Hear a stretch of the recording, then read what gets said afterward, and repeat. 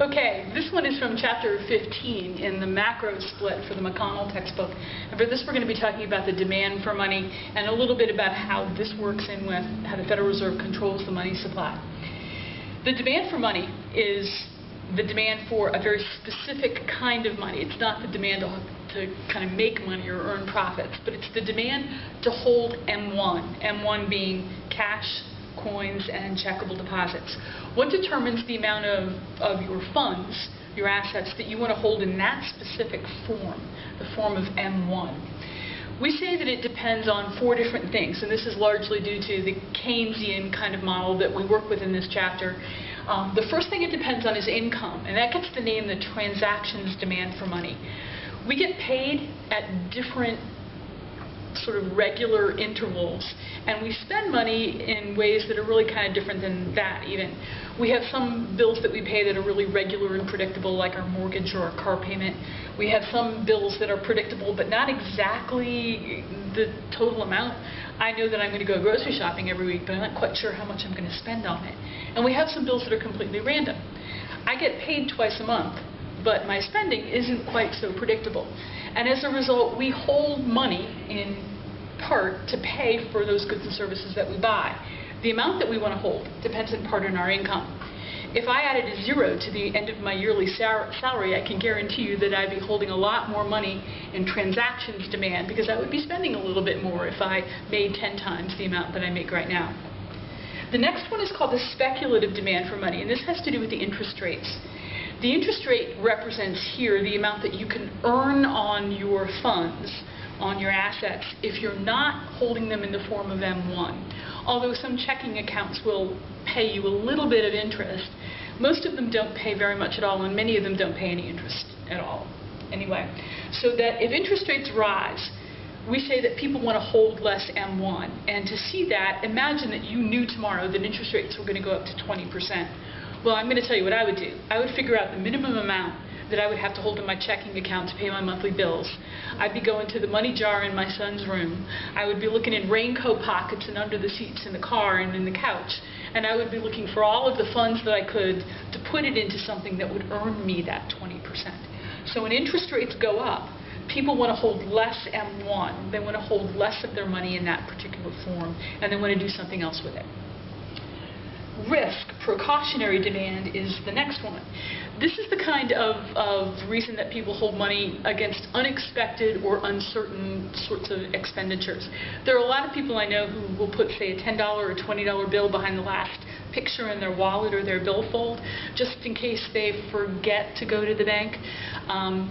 Other times, bigger risks, more important, sort of more serious risks, may cause people to hold a lot of extra money.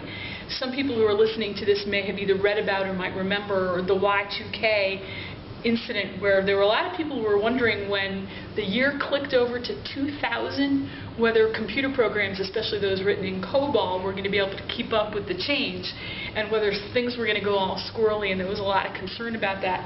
Some people were so worried about it that they went to the extreme of pulling everything out of any account that they had. They took money out of CDs, they took money out of bonds, they took money out of checking accounts, and they wanted to hold everything in the form of cash. That's a really big change in precautionary demand, and the Federal Reserve at the time printed a lot of extra money just to be prepared for that. Turned out that nothing happened, and those people kind of put all the money back, I guess, in the next week. But that was a big change in precautionary demand, the money that you hold just in case. The last one here is prices, and that is that we recognize that the amount of money that people want to hold to buy goods and services depends in part on the prices of those goods and services. I don't hold money in my checking account just because I like to hold money in my checking account. I want to do something with it. And so that when prices go up, the amount of money that I need to hold to buy the goods and services that I'm interested in holding will go up as well. Okay, let's look at this in a picture for a moment, in a graph, and put this together with what we know about the supply of money and the tools of the Federal Reserve. We draw the demand for money curve as a normal-looking, downward-sloping demand curve, kind of like this. We draw the quantity of M1, the amount that people want to hold, against the interest rate. We show this as a negative relationship, and that comes back to number 2 that we talked about just a moment ago there, the speculative demand for money. When the interest rate is 20% versus 2%, when the interest rate is very high, people want to earn that, and they don't hold a lot of cash, and they don't hold a lot of money in their checking account. When the interest rate is very low, well, people are quite content to hold an awful lot of money at a low interest rate because they're not giving up very much by holding it in the form of cash or holding it in the form of a checking account balance. Okay? The other things that we talked about, like risk and income and prices, will shift the money demand curve to the right or to the left. Now, if we put those ideas together, the ideas of the 4 factors that affect the money demand curve, together with what we know about the Federal Reserve and the money supply, we can see how, together, they'll determine the interest rate. The money supply is controlled in part by the Federal Reserve. This is the supply of money. And that can be altered by the Fed and the tools of the Fed: open market operations, the required reserve ratio, and the discount rate. Now, together, the demand for money and the supply of money determine the interest rate, say 5% right now. If the Federal Reserve wants to change the interest rate, they'll use their tools to either shift that supply curve to the right or shift that supply curve to the left to hit the interest rate that they would like to see in the economy for economic health. If they want the interest rate to go down to encourage people to borrow more and to spend more, then they're going to make that supply curve squeakily shift to the right and cause the interest rate to fall. For example, here, maybe to 3%. So the takeaway here is that when the Federal Reserve is looking to affect the economy, they do that by affecting the interest rate.